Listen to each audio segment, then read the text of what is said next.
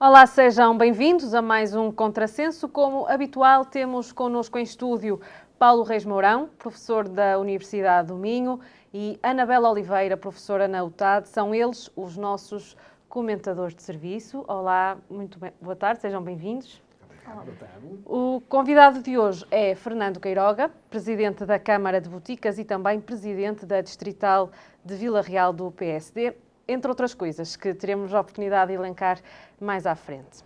Para já, e muito rapidamente, Sr. Presidente, gostava que me dissesse como é que a política entrou na sua vida. Bom, antes de mais, boa tarde. Eu acho que nasci já com este bichinho da política, que desde muito novo, e basta dizer que a JSD de Boticas foi, o primeiro presidente que teve fui eu, e portanto cresci com a política, já mesmo enquanto fazia os meus estudos, andava já pela política e depois continuei, mas confesso que fui funcionário da autarquia, mas confesso que nunca pensei chegar, nem ser convidado para vereador na altura, muito menos presidente. Naturalmente, nunca foi esse o meu objetivo também de vida, não era. As coisas surgiram naturalmente. E como é que tem sido esta experiência? Tem sido boa. Tem sido boa porque, apesar de não ser esse uma das minhas metas, quando cheguei a este cargo, eu sempre gostei de ajudar as pessoas. E um autarca hoje tem um poder de decisão imediato que pode ajudar, pode resolver. Não há aquela burocracia como existe no Estado. E aquelas pequenas coisas, e sentimos-nos satisfeitos quando conseguimos resolver um pequeno problema que vemos. Nestes meios do interior, um pequeno problema faz toda a diferença. Faz toda a diferença. Eu costumo dizer que podemos fazer o maior equipamento no concelho, mas se não tivermos uma calceta ou uma lâmpada ao pé da casa da pessoa, ou que tenha algumas condições a própria pessoa, não vale a pena estar a investir muito dinheiro. E, portanto, sempre me preocupei com as pequenas coisas, com a afinidade com as pessoas e a ligação com as próprias pessoas. É isto, se me perguntar até esta altura qual é a conclusão, é gratificante ser Presidente de Câmara. O balanço é bastante positivo. Muito positivo, que apesar de dias haver que chegamos a casa não conseguimos descansar, porque vimos com problemas, porque não conseguimos resolver muitos dos problemas que todos os dias nos entram no gabinete, e às vezes essa é que é a nossa desilusão, as pessoas chegarem, e a coisa que mais me marca é ver entrar jovens, acompanhados dos pais, licenciados, e dizer que gastaram, que tiraram o curso e que agora não têm oportunidades ali. E, portanto, que não os querem deixar sair. Naturalmente, muitos têm saído porque não conseguimos ter mercado para fixar ali as populações. Esse é que é o nosso drama. O grande desafio de hoje é fixar a população. Hoje o desafio de um autarca não é fazer obra, é ter gente no seu território. E isso tenho tentado fazer. Conseguimos captar algumas empresas, conseguimos criar algumas dinâmicas económicas, mesmo no mundo rural, com a promoção dos nossos produtos, e, portanto, a agricultura estava um pouco abandonada e agora não está, mesmo com as parcerias que também temos feito, nomeadamente com a Cooperativa Agrícola Boticas, que tem conseguido captar investimento para os nossos agricultores e fixar aí. E, portanto, eu não digo que não haja zero desemprego no Concelho de Boticas, mas não há falta de emprego, ou melhor, não há falta de trabalho. Não há falta de trabalho, porque às vezes a agricultura não é só um emprego, é trabalho. E, portanto, temos essa vantagem e temos conseguido isso mesmo com a nossa zona industrial, que na altura estava construída há cerca de 7, 8 anos e não estava nenhuma empresa lá fixada e agora praticamente não há lotes disponíveis. Portanto, e eu sempre também o disse, não queremos empresas com muitos com muitos funcionários, porque se há alguma desgraça é o 31. E, portanto, 7, 8, 10... que estejam dispersos de vários ramos, e, portanto, isso temos conseguido, e é esse o nosso grande objetivo, é fixar gente no Conselho. Paulo Reis Mourão, estes desafios que se falou aqui, de fixar pessoas e da política hoje em dia ser muito diferente, são estes os verdadeiros desafios de hoje em dia? Sim, são dos principais desafios que eu imagino um autarca em boticas ou em freixos de espada cinta tenha. Portanto, por um lado é a fixação populacional ou, sobretudo, o combate à regressão demográfica, porque eventualmente temos que reconhecer que, em média, sai um habitante por concelho por dia aqui no Alto Trás-os-Montes e no Douro, e, portanto, isso é grave. Pelos próprios pés ou pelos pés dos outros, mas está, de facto, em média, a haver essa perda. E depois há toda esta necessidade de o Conselho ser atrativo para jovens que estamos a qualificar e que estamos a criar com expectativas diferentes daquelas que tinham os seus pais e os seus avós. Porque, sejamos honestos, nós queremos formar os nossos jovens, queremos lhe dar uma perspectiva diferente, mas temos que estar preparados também para lhes possibilitar a concretização dos seus projetos de vida nos seus locais de origem. Porque, caso contrário, eles vão procurar outros locais que, se calhar, oferecem uma perspectiva de desenvolvimento curricular e profissional longe das suas paragens. E, de facto, a maioria deles reconhece que, quando saem das suas terras, saem com sofrimento e, portanto, saem com saudade, mas, no entanto, têm de sair. E, portanto, há aqui alguma forma de ineficiência entre, por um lado, estarmos a formar jovens e dar-lhes uma qualificação como nunca houve. Neste momento temos a geração mais qualificada de sempre no nosso país e nós somos responsáveis por isso também. E, no entanto, quando eles querem regressar aos seus espaços, não encontram as oportunidades que depois eles receberam enquanto concepção, por exemplo, quando andavam na universidade. Só para concluir, porque eu estava a ouvir com muito interesse a questão do investimento e da atratividade de investimento. Eu creio que um dos grandes desafios, de facto, de municípios do nosso interior norte passa ainda por haver uma certa fragmentação do esforço. Quando nós olhamos, por exemplo, para as CIMs deviam estar ancoradas em agências de atração de investimento que fossem capazes de buscar investimentos onde existe. E muitas vezes o investimento existe nos nossos vizinhos, sejam vizinhos do município, sejam da Galiza, mas vizinhos neste mundo global. É muito mais fácil hoje atrairmos investimento de uma empresa brasileira ou de uma empresa sul-coreana do que era, por exemplo, há 20 ou 30 anos. Quem é que o consegue fazer? Quem efetivamente está agenciado com competência para atrair este tipo de investimento.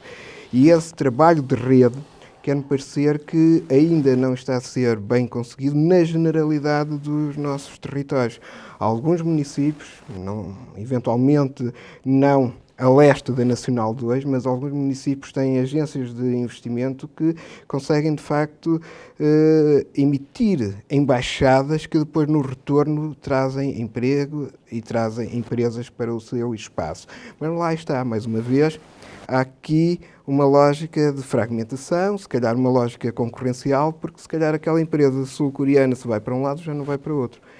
Havendo uma lógica de coordenação em que se pede às CIMs como o espaço intermédio entre aquele conceito de região e a autarquia e agências de investimento regional que não existem e que foram prometidas e não existem, creio que teremos a oportunidade de termos um investimento que lá está, seja capaz de cobrir o território de um modo equitativo, porque também não me interessa, por exemplo, ter uma empresa em Vila Pouca de Aguiar e esvaziar boticas do seu universo empresarial. Qual é a opinião do Fernando Quiroga sobre este assunto? Até porque no Alto Tâmega a presidência da CIM é rotativa, portanto, qual é a opinião que tem sobre este este é um bom ponto de vista, e a questão destas NUTS 3, que foram criadas, traz mais-valia. Para nós, CIM do Alto Tâmega, nós somos uma CIM andamos há pouco tempo. Ainda não há palpar terreno. Temos 9 anos. É a CIM mais recente, porque estávamos agregadas às Terras Trás-Montes, Distrito de Bragança, e, portanto, nós não tínhamos nenhuma conectividade com Bragança. E em 2012 separámos-nos e, portanto, nasceu a nossa CIM em 2013. E estamos a dar os primeiros passos. Primeiro, foi difícil. Porquê? Cada município, e dizia o professor Paulo, e muito bem, é concorrencial. E, portanto, era aquela ideia, se eu tenho uma piscina, o outro também tem uma piscina. E aqui é igual. E, portanto, tivemos que trabalhar e fazer o caminho para haver entendimentos. E agora, e aqui os passos também estão a ser dados, e o caminho é este. Mesmo os próprios avisos de financiamentos que estão a vir, salvo algumas exceções, naturalmente, coisas específicas, são agregados, têm que ser em conjunto. E só assim é que se pode planear um território. E estas agências, eu digo, cada um faz à sua maneira o melhor que sabe, e o que pode, e o que consegue, e com os instrumentos que tem à mão, para atrair e fixar a sua população. E aqueles incentivos, que vale o que vale, não é por isso que os jovens ficam no Conselho, mas é mais um incentivo para que se sintam melhor. Mas eu já disse isto em alguns fóruns, que há responsabilidades nossas, mas o Terreiro do Paço deve de olhar para o país de uma forma igual. E eu coloco este caso muito concreto e muito objetivo, que há investimentos que, se vem um investidor, vem para um território porque quer aquele território por uma razão qualquer. Mas há decisões que são do próprio governo. E falo na linha de saúde 24, por exemplo. Porque é que ficou sediada com 2.000 enfermeiros perto de Lisboa e porque é que não vem aqui para o interior? A própria empregabilidade, a própria dinâmica económica que criava à sua volta, isto é ver um território de uma forma igual. Portanto, nós fazemos o pino todos os dias, mas tem de haver aqui uma vontade política daquilo que eu chamo o Terreiro do Paço, que só vem o Rio Tejo, não vem muito mais. Professora, concorda com isto tudo? E porquê que, em vez de olharmos para baixo, não olhamos para cima? E nos juntamos mais à Galiza, se calhar. Professora, porque eu às vezes costumo pensar que nós estamos longe de Lisboa, mas estamos muito perto de outras terras muito mais desenvolvidas e que se calhar podíamos trabalhar mais com os galegos. Se calhar podíamos ensinar os de Lisboa a pensar de outra maneira. Permita-me, nós já estamos a ter Tenho pensado nisso. Tem, e muito bem. E muito bem. Porque às vezes, se calhar, é preciso ensiná-los a pensar de outra maneira. Aliás, deixe-me dizer que foi há 3, 4... Às tantas estamos mais perto de Madrid do que Lisboa, não? É, aliás, de Boticas a Madrid e Boticas a Lisboa é rigorosamente os mesmos quilómetros, são 500 quilómetros. Portanto, só que para lá pago menos portagens para Madrid, mas não vou tantas vezes. Mas nós já tivemos estamos a ter essa visão, porque nós fazemos fronteira, o nosso território faz toda fronteira praticamente com a Espanha, e nesta colaboração que estamos a ter com o IPB, que instanciou, começou-se a questão do ensino superior no Alto Tâmega, porque a Universidade de Trás-os-Montes, na altura, abandonou aquele território, infelizmente, e nós também não pudemos cruzar os braços e ficar a fazer o choradinho e à espera que chovesse. Fomos bater às portas todas, o IPB prontificou-se. Das primeiras notas que nos foram dadas nessa primeira reunião foram: vocês têm que se virar para a Espanha. E por isso é que trouxemos, numa das parcerias, a Universidade de Vigo, de Santiago, estão no nosso projeto. E, portanto, nós estamos a fazer isso. Agora, lá está. Houve os interregs, mas são coisas muito pequenas. Tinha que haver algum mais financiamento para esta colaboração internacional, porque os munícipes de Chaves, de Montalegre e de Boticas, por exemplo, se calhar vão mais vezes se calhar não, vão mais vezes a Espanha do que vêm a Vila Real ou que vão a Lisboa seguramente, não é? E ali os de Chaves, muito provavelmente por causa do preço dos combustíveis também. Bem, isso agora são casos pontuais, não estamos a falar nisso, porque isso entrávamos noutra matéria, naturalmente. Eu falo sobretudo até em questões de investimento, não é? Sim, de investimento. Até de captar precisamente os jovens, não é? Porque o grande problema é captar os jovens, é fazer com que as pessoas fiquem nas suas terras, em termos dessa colaboração, desses programas. Eu sexta-feira 13 em Monte Alegre, em que 3/4 eram galegos. Sim, e a própria cidade de Chaves já faz programas culturais com o Verim, e portanto, mas também temos aqui um handicap, que é, se nós temos territórios despovoados, os territórios aqui da nossa fronteira não estão melhores do que nós. E depois, aquela repartição administrativa que eles têm também não ajuda em nada nisto, e a autonomia destes órgãos também faz com que as pessoas saiam. As deputações são eleitas. Sim. A partir dos próprios partidos que têm a representação no Parlamento Regional. Mas comparando uma Câmara Municipal com a Junta autónoma temos outra capacidade e, portanto, isso também é um handicap, naturalmente. Mas é uma visão que estamos a ter, naturalmente. Vamos falar agora sobre as eleições, tendo em conta que é Presidente da Distrital do PSD. Esta foi a segunda vez que o PSD perdeu para o PS no Distrito, se bem me recordo. A primeira foi depois da destituição do governo de Pedro Santana Lopes. Em janeiro tivemos então eleições antecipadas, depois do Orçamento de Estado ter chumbado. O que é que correu mal nestas eleições, tanto a nível distrital como nacional? Bom, a nível distrital correu mal porque perdemos. Esse é o primeiro ponto, naturalmente. Se é que há alguma razão, esta questão do voto útil foi a onda, porque dizer que, por exemplo, o Bloco de Esquerda, que teve cerca de 7 mil votos há 2 anos, agora ficou com 2 mil, o PC, que teve cerca de 3 mil e tal votos, agora ficou com 1000, e, portanto, nós até conseguimos ter mais 3 mil votos do que há 2 anos. Portanto, o trabalho foi feito, não conseguimos, foi o resultado final, mas foi a onda, foi a questão do voto útil, foi a agregação do voto à esquerda de todos, porque isto agora somos todos culpados. Mas há aqui pormenores. Na última semana houve uma questão que o nosso presidente do partido dizia que só havia 2 pessoas para o primeiro-ministro. O António Costa ou o Rui Rio. E depois, o presidente do PSD nunca foi muito claro com a questão do Chega. E, havendo esta dúvida nos eleitores, não digo criou-se um medo, mas os próprios eleitores disseram assim, não, nós não vamos dar trabalho a arranjar governo, nós vamos decidir já arranjar governo. E, portanto, penalizaram os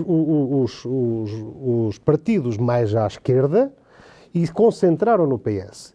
Coisa que a direita não conseguiu. O Chega subiu, o IEL subiu, pronto, o CDS, infelizmente, que era um partido de poder, desapareceu, mas também ainda teve alguns votos, naturalmente. Se calhar, se fôssemos coligados, teríamos tido o terceiro vereador, porque só o terceiro deputado. Era uma das minhas questões, era se essa coligação teria sido uma mais-valia. Não tenho dúvidas que sim, porque nós, com 600 votos, entrava o terceiro deputado do PSD. Portanto, eu acho que aqui que falhou não foi o trabalho, não foi a dedicação, não foi o empenho, mesmo dos nossos candidatos. Tínhamos uma boa lista. Foi a falta de comunicação. Nós não conseguimos transmitir às pessoas alguma paz, alguma diferenciação do governo que foram estes 6 anos. Não fomos objetivos na nossa comunicação. Ponto. E, portanto, isto falhou.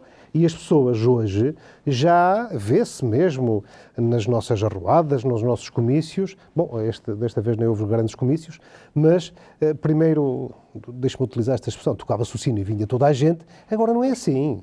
As pessoas vão por convicção. E estão e ouvem, há muita mais informação E, portanto, as pessoas têm que estar cientes e não vale a pena andar aqui. E depois também lhe digo uma coisa. Esta questão interna do partido também não ajudou nada. Claro. Porque houve gente que, ok, é militante, é simpatizante, votou, mas se calhar também não se empenhou aquilo que devia ser, porque não se revia nesta. E, portanto, ir para umas eleições nacionais, passados 2 meses de umas quesilhas internas, isto não é bom. Isto não é bom. E pode-se dizer, e tal, se saiu mais reforçado, foi bom haver eleições internas. Pois foi que ficou com mais força, ficou com outro discurso. Pois, mas há sempre aquelas mágoas internas que não se apagam em 2 nem 3 meses. Bom, ok, e naturalmente que foi estas as razões porque é que não conseguimos o 3º deputado e porque é que perdemos. Portanto, estando há 3 anos na Distrital, foi as europeias, portanto foi o único distrito onde se pregava o prego no mapa e ficou o distrito de Vila Real, foi o único do continente, que foi PSD. As legislativas de 2019 também ganhamos. As autárquicas também conseguimos ganhar mais uma Câmara. Pronto, esta não é dizer a responsabilidade é dos outros, eu assumo a minha responsabilidade, naturalmente, mas há aqui um conjunto de fatores que não ajudaram a que nós mantivéssemos o 3º deputado. Antes de passar aqui a palavra aos nossos comentadores, gostava só de lhe fazer aqui um apontamento. Até porque na lista do PSD de Vila Real havia 2 candidatos que eram de peso da régua, mas nesse conselho acabaram por perder. O que é que motivou estas escolhas? Bom, isso são questões internas, mas deixe-me só dizer-lhe que, portanto, nós, e são estatutariamente, a Comissão Política Distrital apresenta uma lista, sendo da responsabilidade da Comissão Política Nacional a escolha do líder, do cabeça de lista. E, portanto, foi isso que a Distrital fez. Há 2 anos também alterou a ordem da lista que a Distrital enviou, um elemento, e agora também entendeu alterar a ordem de um dos elementos.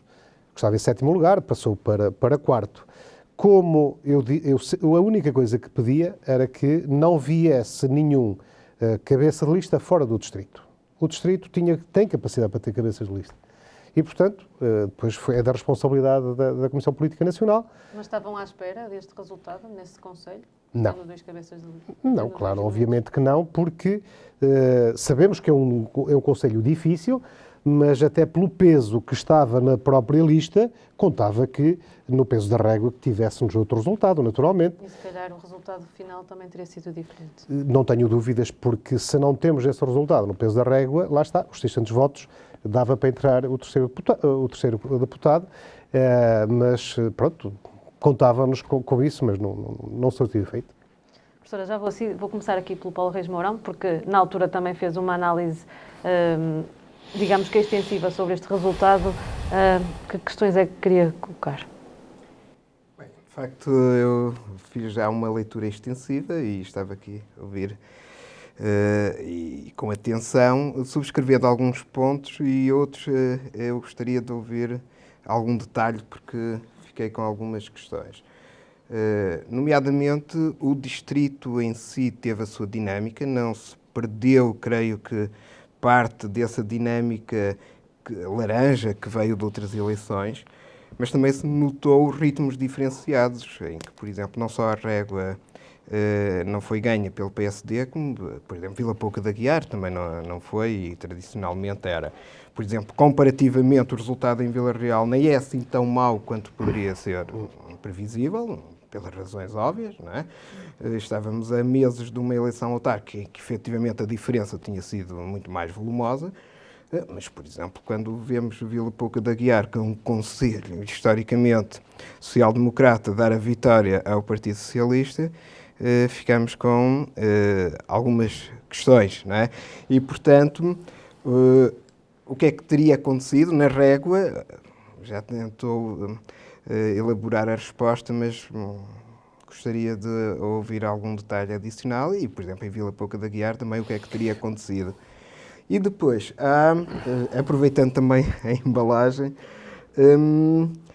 aquela questão que na altura muita gente falava, que era até que ponto a comunicação não atinge aquele que cada vez mais é o grosso do eleitorado, que é o eleitorado acima dos 50 anos. E quer-me parecer a mim, como a muita outra gente, que a comunicação do PSD não atingiu claramente esse eleitorado, ao não falar das pensões, de um modo claro, ao não falar, nomeadamente, da diferenciação para com os agricultores, da diferenciação para com o interior e, obviamente, esse tipo de bandeiras, que são bandeiras tradicionais do Partido Social Democrata, ao ficarem de lado, obviamente, libertaram o espaço para que, como seria normal, quem estava à frente num contexto de contingência pandémica, visse reforçada a sua possibilidade na medida em que tinha um conjunto de iniciativas que, assumidas, nomeadamente a questão da fiscalidade, a questão dos reembolsos, a questão do e-voucher, que nem vale o que vale, mas dá aquela ideia de que algo caia no final do mês vindo daquela fonte. E, obviamente, houve todo um conjunto de ideias que favoreceram, obviamente, António Costa e o governo socialista. Não tanto o Partido Socialista, enquanto tal, que também tem as suas decisões internas, que estão lá, estão latentes, mas que favoreceu, de facto, António Costa, que, convenhamos, sai melhor do que a encomenda. E que se habilita, em meu entender, a ficar na história como um dos líderes socialistas do país, quando era o menos esperado, porque ao longo de todo o seu percurso político foi aproveitando as segundas oportunidades e soube aproveitá-las. E, portanto, essa era a segunda questão. Até que ponto é que concorda comigo de que o Partido Social Democrata deixou em casa, nestas eleições, a questão das pensões, a questão do eleitorado acima dos 50 anos, a questão, efetivamente, da diferenciação territorial em favor da agricultura e, portanto, isso, obviamente, veio favorecer quem ia recebendo a sua pensão e quem vai recebendo a sua pensão pergunta quem é que lhe paga e vota em quem lhe paga. E depois, para terminar, quer-me parecer que será necessário uma discussão interna, mas isso lá está, eu não sou militante de nenhum partido e não me meto na vida familiar dos outros, uma reflexão interna, lá está, a nível distrital, perceber essas dinâmicas e a nível nacional perceber até que ponto é que, efetivamente, o PSD está devidamente agilizado para responder aos desafios da modernidade que estão a acontecer em Portugal. Porque nós já tivemos este tipo de desafio na França, já tivemos na Espanha, já tivemos na Alemanha e ele ia chegar a Portugal, que é a direita, de facto, conservadora a fracionar-se, a deixar de lado aquele discurso muito mais para um equilíbrio territorial e, por exemplo, aparecer em grupos, nomeadamente o IL, vocacionados para uma população urbanizada de classe média alta, que depois liberta espaço para que toda uma população que antes se revia nesses ideais conservadores, mas que vive nos subúrbios e que é afetada pelos problemas dos subúrbios, seja depois atendida por forças como o Chega. E, portanto, o que é que temos aqui? Temos aqui uma direita conservadora, que isto aconteceu em toda a Europa, aconteceu na França, aconteceu na Alemanha, aconteceu na Itália, até na Itália ainda primeiro que os outros, aconteceu na Espanha e tinha que acontecer em Portugal. E, em contrapartida, e como referiu muito bem, a esquerda favoreceu o voto útil do Partido Socialista, que, no entanto, não está também em futuros momentos, até em função das dinâmicas internacionais, ainda resguardada de não ter novos crescimentos ainda à esquerda ou novos movimentos.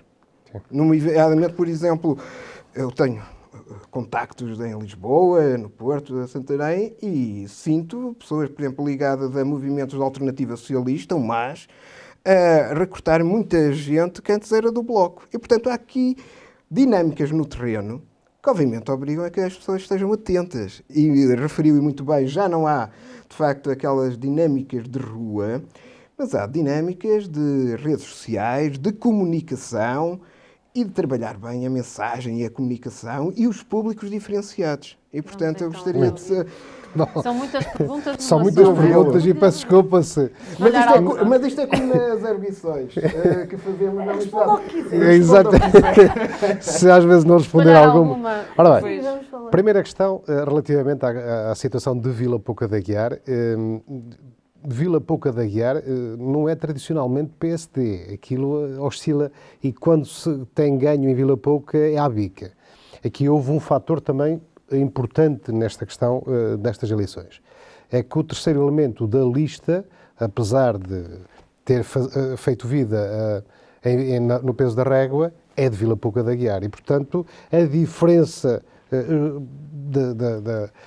do ganho do PS para o PSD em Vila Pouca da Guiar vem daí. Os outros concelhos, naturalmente, se me pergunta também, Chaves, também não estávamos a contar com aquele resultado, pelo menos com aquela diferença. Os outros até se seguraram bem, o Vila Real referiu e muito bem, Montalegre e os outros concelhos. Portanto, há aqui fatores naturalmente associados aos outros que pesaram e muito. Relativamente à questão das temáticas abordadas, eu chamo isto, se calhar não, eu chamo isto responsabilidade do Estado, responsabilidade pelo país. Eu lembro-me aqui de uma situação que se passou comigo com, então, o Primeiro-Ministro Pedro Passos Coelho. No final da legislatura, tivemos uma reunião aqui em Vila Real, os dois, e estava lá a dar um ponto de situação de que ia-nos ouvindo que ele auscultava muito também os militantes e os presidentes de Câmara. E eu, de muitas coisas que lhe disse, referi-lhe isto. Caro Primeiro-Ministro, o que eu ouço é que você devia baixar o IVA da restauração. E lá expliquei o que é que tinha ouvido, porque é que também concordava com isso, e ele deixou-me falar e disse assim: Fernando, tens toda a razão, mas o país não aguenta isso. Isto chama-se responsabilidade. E o facto é que ganhou as eleições, mas não foi Primeiro-Ministro. E depois baixaram o IVA da restauração. Qual foi o mal que veio para o país? Aqui foi igual. Neste momento, a questão, e depois, o cavalgar desse assunto que o António Costa fez, da questão das pensões. Conseguiu incutir na população pensionista que o PSD ia cortar as reformas. E, portanto, isso depois, por mais que se tente, e nunca conseguimos, porque há aqueles que são debates e são os que ficam, portanto, por mais que... E quando ele, se calhar, queria explicar, mais atrapalhada fazia. Depois, e veio recentemente no Pordata, relativamente à questão dos funcionários públicos, estão englobados 4 milhões e meio de funcionários públicos, entre diretos e indiretamente ligados. Qual foi o discurso para os funcionários públicos? Redução dos funcionários públicos, não aumento, estagnação dos funcionários públicos, lá vem outra vez a Troika. Portanto, o António Costa, só para este público-alvo, só já precisava de metade deste público, já não precisava de todo. E, portanto, foi aqui, quando eu estava, e sem entrar na malha fina, quando disse que faltou comunicação, foi neste aspecto. E, portanto, por mais que nós andássemos com o papelinho a bater à porta e não sei o quê, não valia a pena. O comum cidadão já estava interiorizado, vão-me cortar 10 euros, 5 euros, não voto neles. E foi isto que aconteceu. Entre outras situações, não foi, mesmo nas questões ambientais, na questão da agricultura, nunca fomos. Eu acho que isso foi muito objetivo na questão do incentivo às empresas, à produtividade. Um parênteses. Pode ser o meu lado vilarrealense, mas curiosamente António Costa muda essa estratégia em Vila Real. É o discurso que ele faz em Vila Real que cola o PS como o anti-Troika, o anti-PSD. É que até Vila Real, seja coincidência ou não, até Vila Real, António Costa não fala, de facto, do fantasma da Troika. A partir de Vila Real, ele cola o PSD ao passado da Troika. E, portanto, tornou-se, de facto, para aqueles que mais sentiram a Troika, funcionários públicos, pensionistas, de facto, uma imagem punitiva de Rui Rio. Não é? Foi. E foi porque depois, por mais que tentasse explicar... No Real falaram muito de Pedro Passos Coelho, não é? E do tempo Sim, da Troika. E sabemos que o Pedro Passos Coelho só fez o que fez porque teve que pagar num país na bancarrota. E, portanto, que ninguém acreditava que nós saíamos disto limpo e o Pedro Passos Coelho conseguiu em 4 anos fazer. Mas ninguém fala nisso. Ninguém fala como deixou o país. E nós, PSD, sabemos que vamos ser governo, não sei quando, mas vamos ser governo quando o país estiver em desgraça. Porque este caminho que está a levar o país, não acredito que tenha sucesso. Não acredito. Eu acho que nunca houve oportunidade igual como a que estamos a viver neste momento para que haja as reformas que o país precisa. O país está parado. Politicamente está estabilizado, com maioria. Ok? Deixa-me usar esta expressão muito, muito transmontana, tem uma pipa de massa para gastar. Não a vamos gastar toda com o PRR. Eu ainda há pouco hoje ainda falava isso, que eu estou convencido que 50% vamos ter que o devolver. Mas, oxalá que não. Mas também, da forma... No lugar do costume, não há de ser no Alto Barroso. Não é para as pontes. E porque é coisas que têm de ser finalizadas até 2024, salvo erro. E, portanto, fazer projeto e com a burocracia que nós temos não vai ser fácil, portanto, ou se estraga ou então vai ser devolvido. Mas dizia eu, com a estabilidade política que existe, com o dinheiro que existe neste momento, porque ainda temos o 2020, que ainda está em vigor, que ainda há verbas. Estamos agora no tal overbooking, nas sobras de algumas candidaturas que não se gastaram. Está o PRR e está aí o 2030. E, portanto, há aqui um conjunto de situações que o país pode e deve crescer. Se não crescer, daqui por 4 anos cá estaremos a fazer o julgamento, mas tem todas as condições para...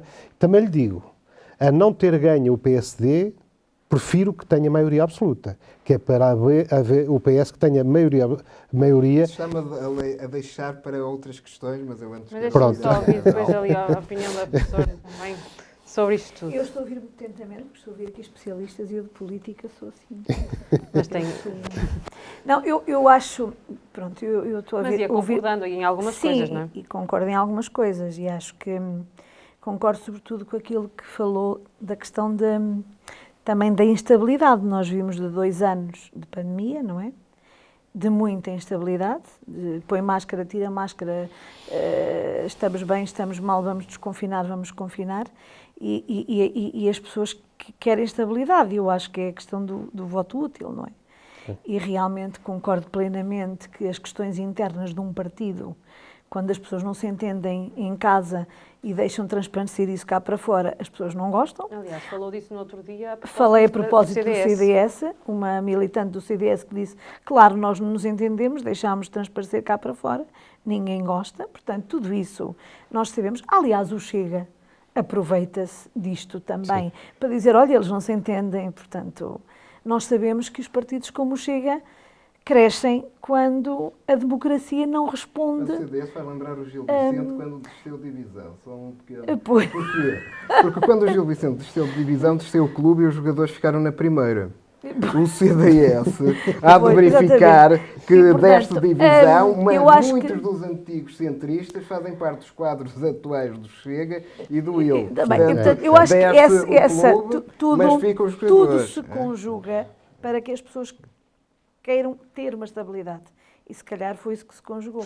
É o voto útil. É para ao menos, olha, que haja mas qualquer coisa já para se avançar. No outro programa que esta maioria absoluta também pode não ser muito positiva. Eu costumo dizer, não gosto de maiorias absolutas, seja de que partido for. Não é? Também me assustam. Sou funcionária pública.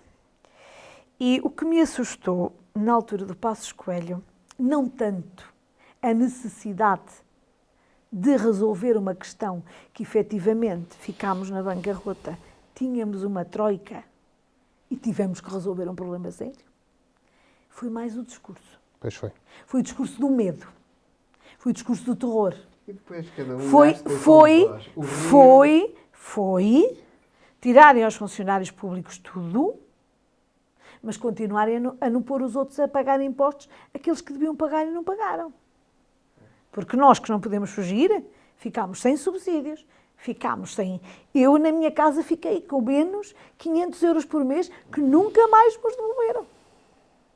Eu recebo menos dinheiro agora do que há 12 anos atrás. Sr. Professor, deixe-me só dizer que, Não é? em questões de, por exemplo, os autarcas ainda hoje Exato, mas lhe nunca- cortaram os 5%, que são os Exatamente. únicos que ainda não recebem. Portanto, Mas nenhum governo põe as pessoas que ganham rios de dinheiro e que depois declaram no IRS que ganham o ordenado mínimo. Nenhum faz.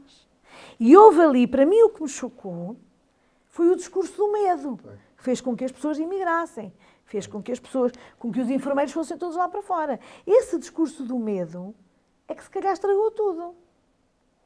E lá que fez está. com que as pessoas dissessem... O partido nunca foi bom a comunicar. E, portanto, exatamente. nunca Já foi bom. Não, Noutros momentos. não, Esse eu discurso lembro-me do de... medo é que aí é tal história, é a comunicação. É a comunicação. É a Com Passos comunicação. Coelho comunicou É bem, sem é dúvida. Não comunicou. É precisamente. Exagerou. Portanto, porque uma coisa assim, nós temos consciência, quando se gasta mal gasto, vem uma troika e é preciso resolver-se o buraco em que nos metemos, sem dúvida, concordo. Mas depois é preciso saber fazer as coisas de modo que as Não, pessoas porque isto, possam- repare, e é aqueles, eu falava há pouco na questão dos soundbites, e é verdade, há dois soundbites que se colam ao Passos Coelho. Quero que se lixem as eleições e imigrem. Isto está colado. E, portanto, já não falando da questão dos cortes, e não falando disso, mas há duas questões. Então nós gastamos dinheiro com os nossos jovens e nós não estamos a fazer contas a isso. O que nos custa um enfermeiro, um médico, um engenheiro, o que nos custa ao país. E depois damos-los de graça lá para fora, não é? Isso não é contabilizado. E, portanto, é por isso que eu digo assim, independentemente da professora, peço desculpa. Por exemplo, médicos ou assim, vão para fora e temos que ir buscar depois médicos lá fora para aqui também. Pois, Não é? Está aqui lá uma... está. E os nossos são mais bem formados, não é?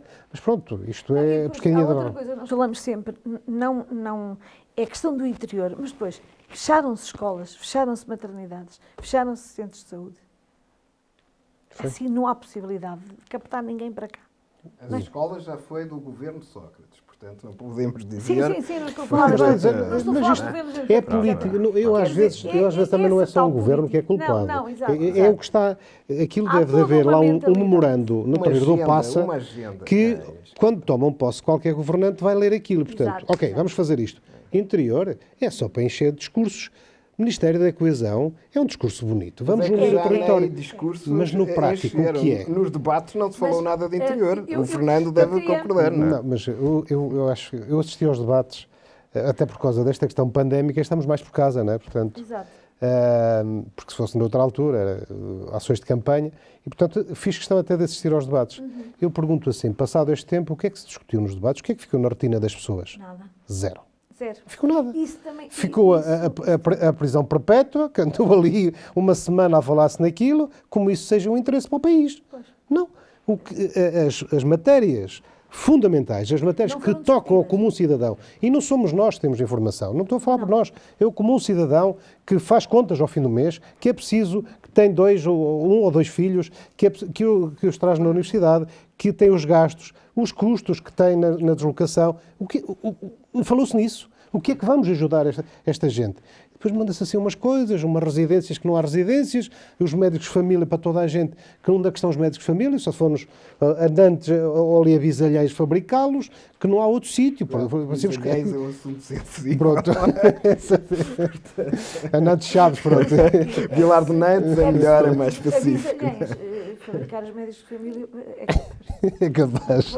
Não, uma coisa que eu gostaria de fazer essa pergunta tem a ver com o início da sua conversa, com esse bichinho da política. Começou a trabalhar numa autarquia, foi? Foi. Profissionalmente. Profissionalmente. Como é que o sentiu? Sentiu que era possível fazer a diferença na sua terra através da política, como alguém que quer servir alguém? E como é que vê que qualquer partido, quando chega à altura das eleições, sempre foi uma coisa que me preocupou. Quando chega à altura das eleições, põe como cabeça de lista um fulano qualquer de Lisboa que nunca foi para a terra, mas é cabeça de lista desse distrito. Há distritos que fazem isso. Não, eu nunca fui apologista disso. Como é que vê isso? Porque todos os partidos fazem isso, não é? Então vamos à Pronto. primeira pergunta e deixamos depois o cabeça de lista para o fim. Está bem. A primeira pergunta. Quando me foi perguntado como é que saiu este bichinho, portanto eu fui. E como lhe disse, nunca pensei chegar a este lugar. Sim. E depois sempre fui tendo funções de andar com as pessoas, resolver. Sempre fui ali um pouco, as pessoas iam ao meu gabinete e depois eu transmitia as situações, fazia ali atendimento. E depois, fruto também do meu trabalho, da minha dedicação, fui convidado para isso. E aí senti, quando estava no cargo, que podia fazer alguma coisa para o meu concelho. E aí, sim, aí comecei-me a empenhar então. Disse, pronto, ok, não é que eu faça e que tenha que trapar tudo e todos para chegar àquele lugar, não foi esse o meu objetivo, mas depois de estar, isso assumo. Assumo e não é ficar só naquele lugar, ok, vamos dedicar-nos a isto. Depois temos que ocupar outras situações, porque nada nos vem ter. Se nós não reivindicarmos, se nós não sairmos da nossa terra, não vem nada a ter a nós. E, portanto, sempre foi, e tenho, e por isso é que estou em alguns cargos, por assim dizer, mas é sempre com o intuito de trazer algo para a minha terra, para a minha gente, ajudar a minha gente.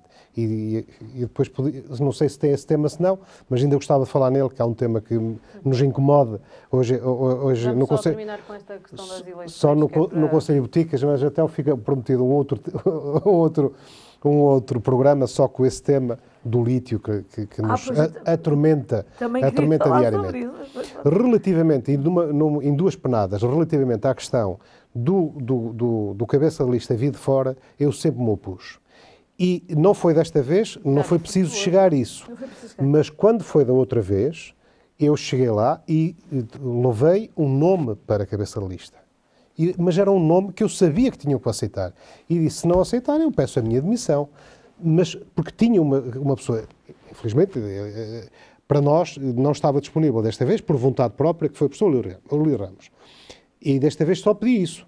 Se for alguém de fora, ok, tudo bem, tomem vocês conta disto. E, portanto, isso não foi.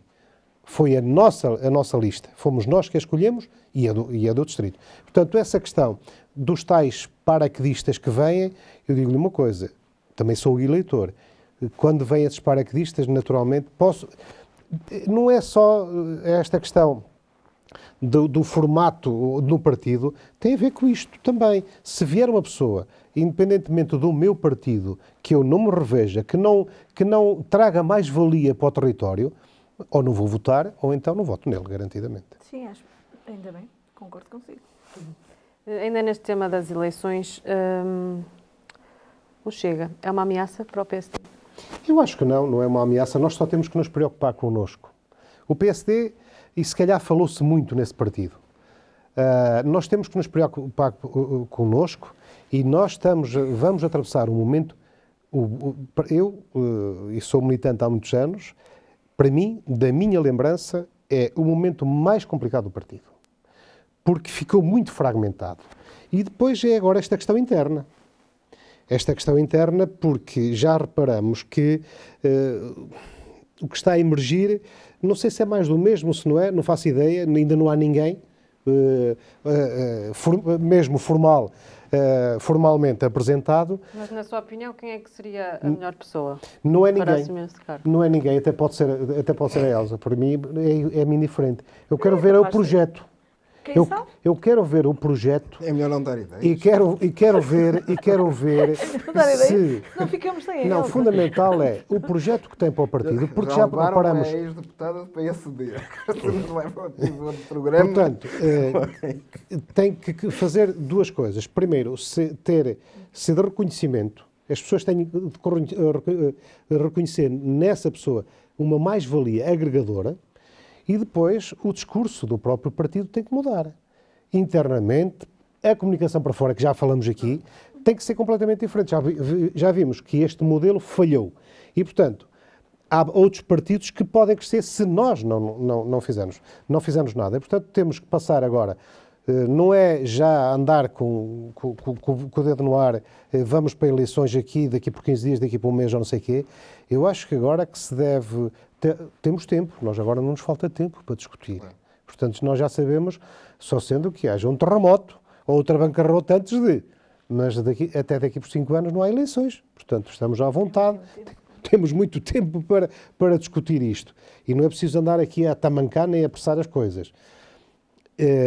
Agora, se o partido não tem esta discussão e se não tem algum bom senso, há bocado o Paulo falava o que se passa nos outros países, a história pode acontecer também aqui, naturalmente.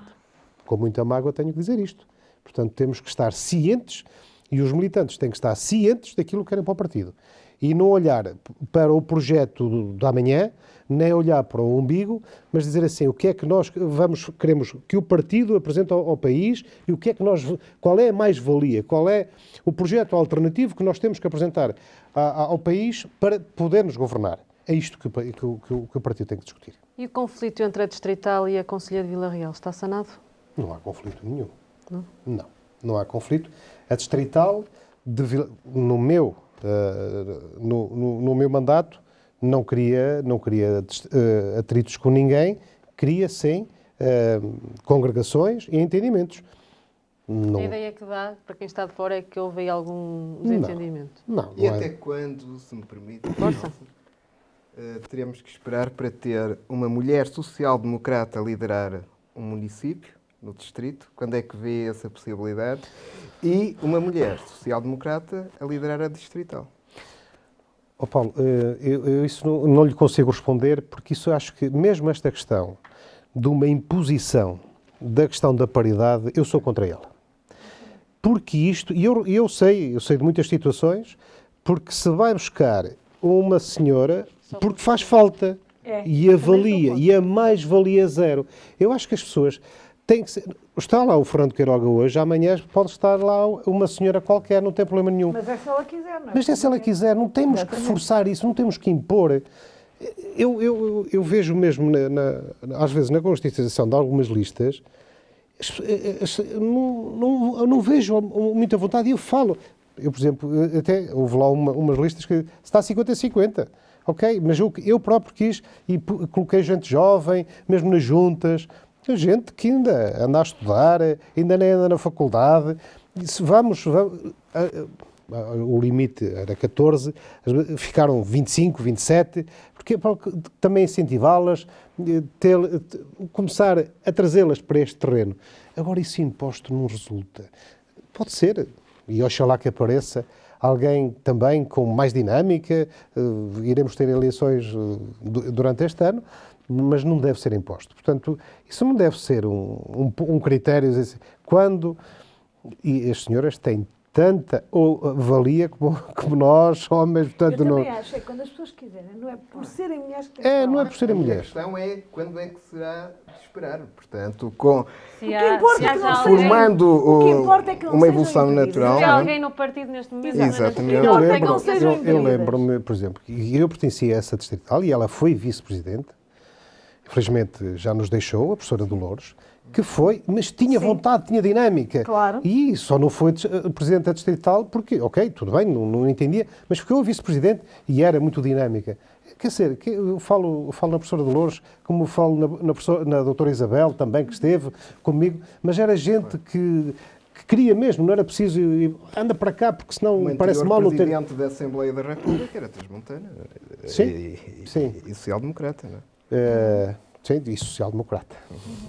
Portanto, não sei se quer, naquela questão que já abordou aqui, de para quando também no governo... Sim, portanto, eu deputados, ia... Essa era secretário de Estado, não é? Das que de ia Vila Real. colocar.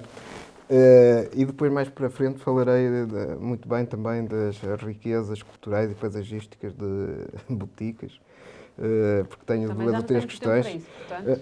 Aliás, nós temos água de boticas. É que não é? eu Portanto, reparei não é? nisso porque senão Portanto, levantavam. dá cá. Se tivesse água de cada vez, Agora, eles já sabem disso.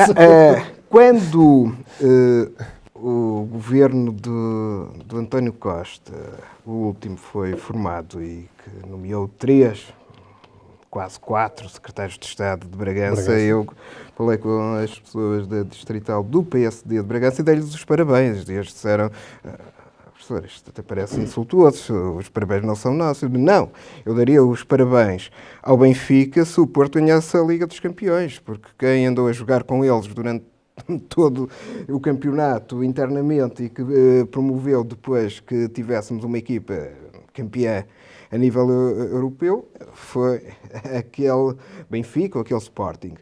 E, portanto, eu daria também os parabéns à distrital do PSD de Vila Real se o distrito tiver governantes no atual governo, que parece com alguma dificuldade, na medida em que supostamente o governo vai ser mais magro e, portanto, vai ter menos governantes e, portanto, a possibilidade, a menos que haja um destaque especial por parte de António Costa e que tenha alguma contemplação para com os perfis transmontanos, não me parece assim tão evidente. A questão pode ser colocada, mas como foi a da eu gostaria para quando? de saber qual a opinião que o Fernando Queiroga teria vendo 1, 2 ou 3 secretários de Estado de Vila Real ou vendo 1, 2 ou 3 secretários de Estado de Trás-os-Montes. Porque, obviamente, eu deixo já a minha declaração de interesses. A literatura de política económica prova que, à medida que os locais vão ficando esquecidos, nomeadamente em termos de senadores, de congressistas, isto nos Estados Unidos e na leitura atual em secretários de Estado ou ministros em Portugal, inclusive eu arguí uma tese de doutoramento na Universidade de Santiago de Compostela que mostrava o mesmo para a Espanha. Esses locais vão ficando cada vez mais abandonados e depois mais esquecidos. Portanto, já foi muito mau, por exemplo, o Distrito de Vila Real não ter um secretário de Estado neste governo. Conclusão, a probabilidade de não voltar a ter no governo seguinte é muito maior. Isto aqui é um bocadinho como as questões de probabilidade acumulada. Portanto, o que importa é quebrar a bola de neve. Porque se não quebrar a bola de neve, o distrito vai ficando completamente esquecido. Paulo, o que acha? Eu acho que devia ser, aí sim, devia ser obrigatório. Devia ter uma obrigação de ter alguém, um governante do distrito de Vila Real. Até porque a monarquia constitucional tinha no século se outra razão não há, até pelo prémio, porque ganhou, o PS ganhou em Vila Real. E, portanto, e também tem gente capaz. E eu confesso, eu preferia lá ver, e não era o secretário de Estado, era o ministro de Vila Real, do que, não me importa, não me repugna nada, porque ele tem obrigações para com o meu distrito. A campanha eleitoral terminou. Agora nós temos que olhar para uma região, para um distrito. E, portanto, tudo que vier a mais é bom. Se estiver lá um governante, eu dou esta comparação. Bragança, neste governo, teve os secretários de Estado que esteve e teve a dinâmica que teve, que eu bem sei que acompanhei de perto. Até por esta parceria com o IPB. Acompanhei de perto e sei dos financiamentos que vieram para Bragança. E Vila Real lá está, foi esquecido. Agora, eu estou em querer, e esse foi um dos fatores, quando estava o Pedro Passos Coelho no governo, eu próprio disse que não havia gente com capacidade para, pelo menos, uma Secretaria de Estado em Vila Real. E, portanto, os territórios começam a ficar esquecidos. E disse muito bem o Paulo, portanto, ficam esquecidos. Portanto, eu espero que este próximo governo, apesar da magreza que dizem que vai ter, que tenha um governante de Vila Real. Está sentado, não está? Estou, sim. Então espero sentado. Eu ainda vou acreditando em algumas situações. Deixe-me só para terminarmos este tema das eleições, só para depois lhe colocar outra questão para terminarmos também, porque o tempo já passou a voar. Vamos ter agora novamente eleições na Europa. Vão ter que ser repetidas, não é? Esta situação podia ter sido evitada? Podia, devia e tínhamos obrigação para ter juízo. E não digo mais. Eu acho que o país não se compadece com brincadeiras deste género. O país não pode estar 3 ou 4 meses parado. O país tem leis e, portanto, não é os partidos, e não é o partido A, B ou C, os partidos fazerem um acordo de gabinete e depois deitam o acordo ao lixo e não senhor, e não vale. Há regras e, portanto, as regras têm de ser cumpridas. e nós é que vamos chegar a perder. Vergonhoso. Professora, estava aí a dizer, não é, que É muito grave. vai ser prejudicial. É muito grave, o país está a parar, não é? Já parou por causa das eleições. É muito grave.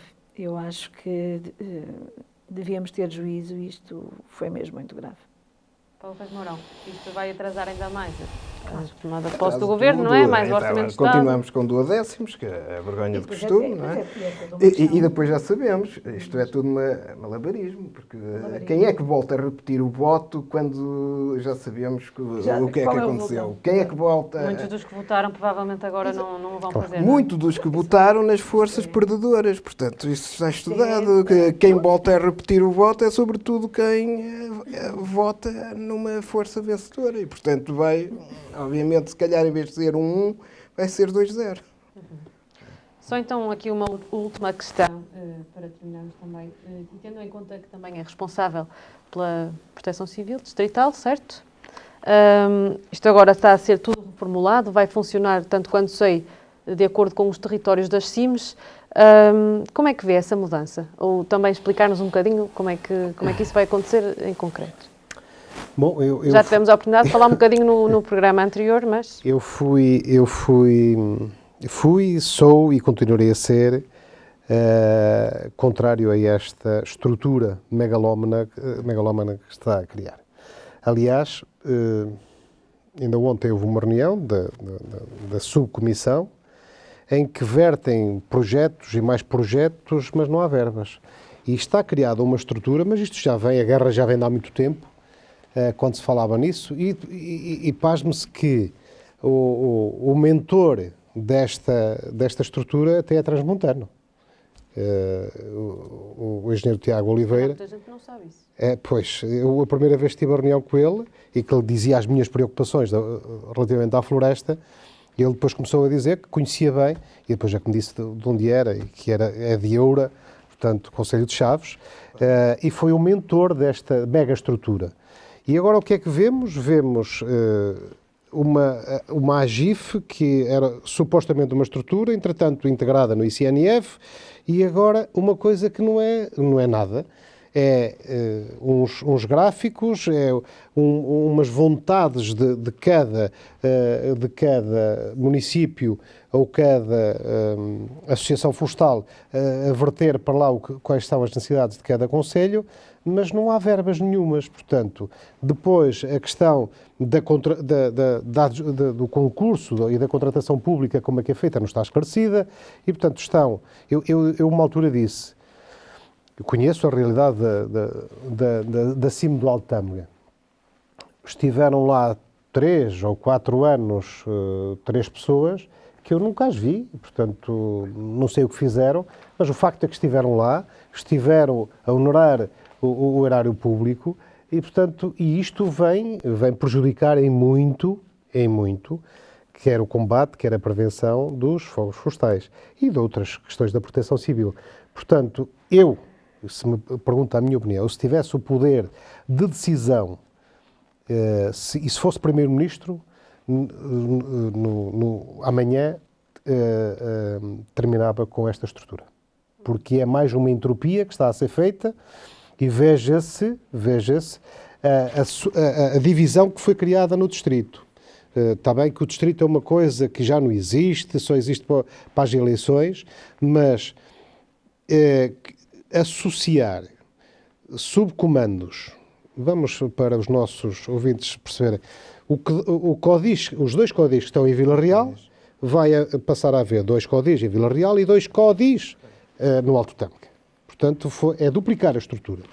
E depois a questão da CIM do Douro vai coordenar corporações de bombeiros de 4 distritos, tendo a certeza que há uma barreira física ao meio que não é fácil de transpor. E a mobilidade e a coordenação não é fácil, que é o Rio Douro. E, portanto, eu continuo a dizer, enquanto que estas decisões forem tomadas no Terreiro do Paço, isto não dá bem. Não dá bem. E nós na altura fizemos propostas, reclamamos, dissemos que estávamos contra, mesmo através de alguma representatividade em algumas comissões que estou, através da Associação Nacional de Municípios, junto da Autoridade Nacional de Proteção Civil, eu próprio, que sou Ministro, que a Senhora Secretária de Estado, sempre me insurgi contra esta nomenclatura. E, portanto, ouvem, mas passados 5 minutos de sairmos já, esteve lá alguém a falar, mas já não sabem quem foi, nem sabem o que dizem. E, portanto, está aí, que vai prejudicar muito. A subcomissão do Altâmega, acho que os tais códigos não vão ser instalados ainda para este verão, porque acho que foi muito atamancado ainda, e já se anda a falar nisto há 3 anos, mas em 2023 estarão instalados. E, portanto, fica a coordenar 6 municípios, 12 corporações. Quando houver uma situação qualquer, como tem havido, infelizmente, na região, que é preciso reforço de mais operacionais, tem que se perguntar ao subregional, o subregional perguntar ao regional, depois o regional para o nacional. Tempo, não é? E a celeridade, e entretanto o problema continua a surgir e as pessoas estão à espera e aflitas, e anda-se aqui nesta coordenação toda, destas estruturas todas, onde é fácil de resolver isto, se dessem a mais autonomia, e se houvesse uma cadeia hierárquica, por exemplo, dentro dos bombeiros, porque qualquer comum cidadão que queira alguma coisa e que se sinta aflito, para quem liga para os bombeiros. E, portanto, aquelas casas estão sempre 24 horas de porta aberta e estão a ser tratadas com os pés. Tem alguma questão que queiram colocar para terminarmos? Não, Estão está tudo esclarecidos? dito. Era falar de Vilarinho Seco, curiosamente a capa do meu último livro, que tive o prazer também de apresentar aqui, aliás, o João Vilela fez parte também da minha apresentação, de Economia do Esquecimento, é de Vilarinho Seco, Boticas. E porquê? Porque o designer é um designer ligado à Universidade do Minho e que trabalha a partir de boticas. Portanto, é uma prova de descentralização e como os territórios estão. E depois, dar os parabéns a Boticas, a conta do nosso amigo José Carlos Barros, Prémio Leia de Já tivemos 2021. a oportunidade de ter aqui no Exatamente, programa. exatamente. Que foi vereador, foi Presidente da Assembleia de Vila Real de Santo António e foi deputado, Exatamente. por Faro. Por Faro. Professora, já vejo aí com o jornal na mão, já sabe que está na hora de escolher uma notícia, não é? Qual é a notícia que vai destacar esta semana? A notícia que vou destacar tem a ver com ecologia e com a possibilidade que temos ainda, apesar de tudo, de salvar o nosso planeta, e que a UTAD promoveu a mobilidade sustentável e, finalmente, o projeto o Bike está em andamento. Como sabemos, a UTAD fez toda uma mudança em termos do campus, com a construção de pistas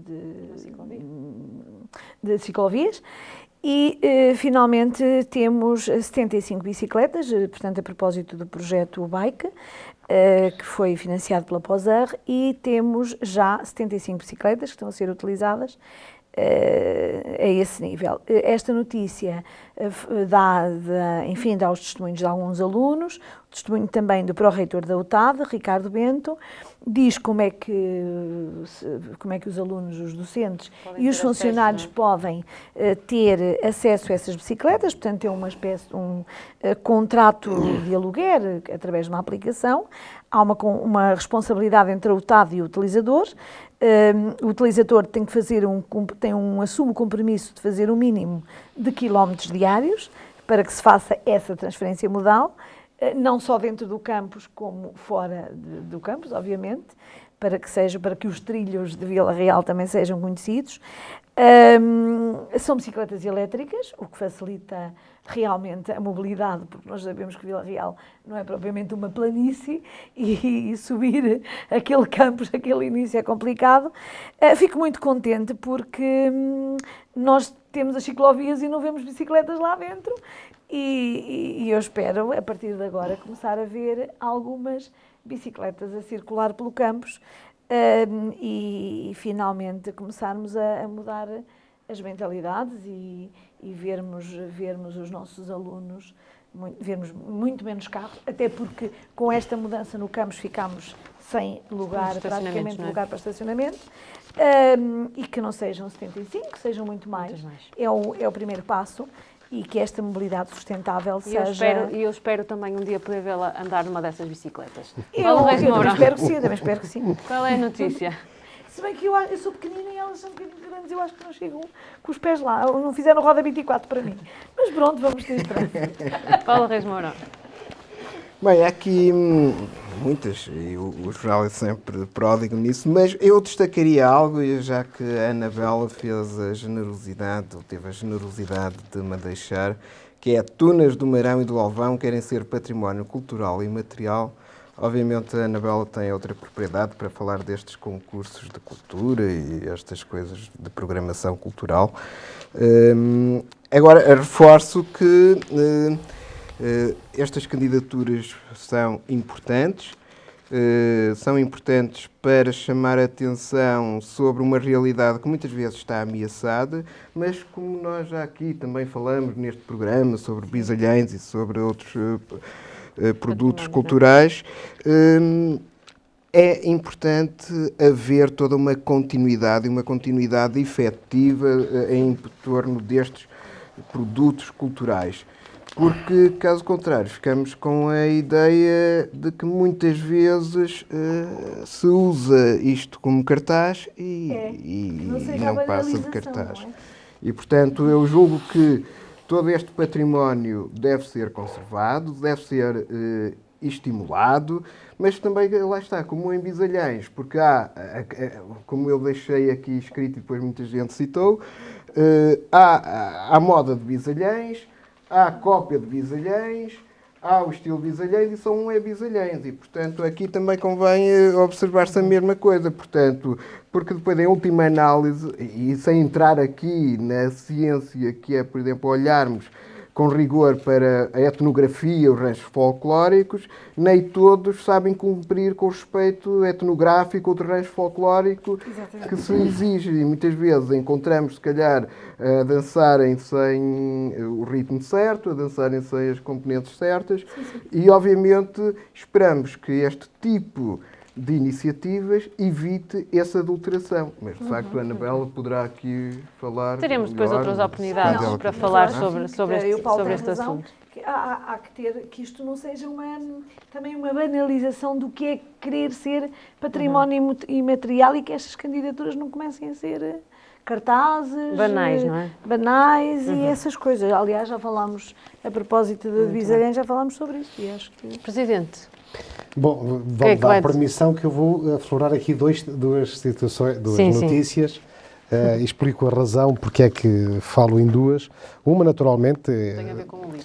dar destaque a esta notícia que está na última página, e muito bem, que está em discussão pública até 25 de março o estudo de impacto ambiental da mina do Romano, em Montalegre. E, portanto, Só fazer uma parte para dizer que está na última página da edição que está disponível no Alto Tâmega. no Alto Só para não andarem à procura, porque as páginas são diferentes. Muito bem. E, portanto, é aqui a oportunidade, porque Botica já passou por essa situação. Houve 170 contestações e, portanto, a EAPA agora está a analisá-la, já de um dia destes dar o parecer. Espero que seja desfavorável, naturalmente, e não vamos entrar em grandes pormenores. Portanto, aqui é uma oportunidade, porque depois as pessoas não vale a pena estarem a reclamar. Reclamar é agora, não é? A reclamar é agora, nesta altura. E a outra, naturalmente, até porque me toca, porque também, por ter sido bombeiro desde pequenino também, e ser presidente também de uma associação de bombeiros e viver esta questão dos bombeiros, falar aqui no mesmo programa da semana passada, no meu amigo comandante Orlando, que fez uma excelente prestação, e eu acho que o título foi dito por ele, naturalmente, mas foi escolhido pela Elsa, e muito bem, que espelha o retrato e entronca naquilo que falamos anteriormente, como é que os bombeiros estão a lidar com os bombeiros neste momento, estão a ser maltratados. E digo isto porque os bombeiros neste momento fazem o que fazem, de voluntariado,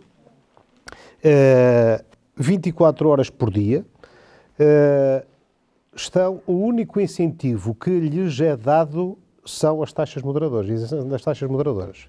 Naturalmente que cada autarquia... Basta ser, por exemplo, o dador de sangue e também tem isenção Exatamente. das taxas, não é? E nós falamos que o voluntariado está em risco porque lá está, não se valoriza este património que nós temos, que se chama bombeiros voluntários, e cria-se esta mega estrutura, que é um peso financeiro para o Estado enorme, como já se falou aqui na AGIF. E, portanto, acho que devia ser olhado de outra forma, ser mais acarinhado, porque este património não deve ser desconsiderado.